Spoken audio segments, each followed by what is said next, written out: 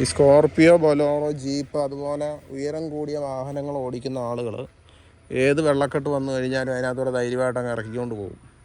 അപ്പോൾ ശരിക്കും ഒരു വാഹനം എത്ര വെള്ളത്തിൽ കൂടി ഓടിക്കാമെന്ന് പറഞ്ഞു കഴിഞ്ഞാൽ തറയിൽ നിന്ന് ഇവിടെ വരെ, ഈ ഹോള് വരെയുള്ള ഇത് മാത്രമേ വെള്ളത്തിൽ ഇറക്കാവുള്ളൂ. അതിൻ്റെ മേളിലേക്ക് ഇറക്കി കഴിഞ്ഞാൽ കംപ്ലൈൻറ്റുകളുണ്ട്.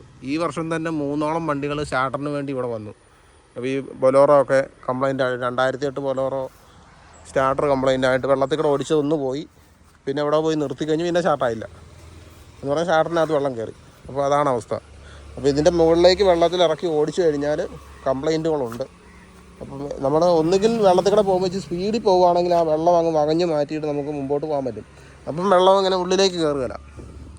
അത് കണ്ട, ഇത് ഈ സൈസ് ബ്രേക്കില്ലേ, ഈ ഡിസ്ക് ബ്രേക്കിനുള്ളിൽ വലുതായിട്ട് വെള്ളം കയറത്തില്ല, പക്ഷേ വീൽ ബെയറിങ്ങിനുള്ളിൽ വെള്ളം കയറും.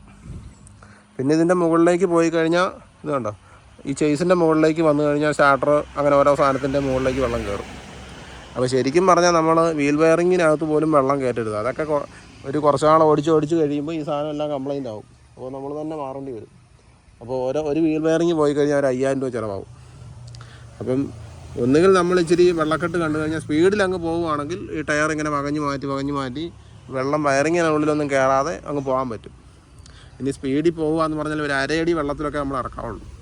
അതിൻ്റെ മുകളിലേക്ക് വെള്ളത്തിൽ ഇറക്കാൻ നിൽക്കരുത്.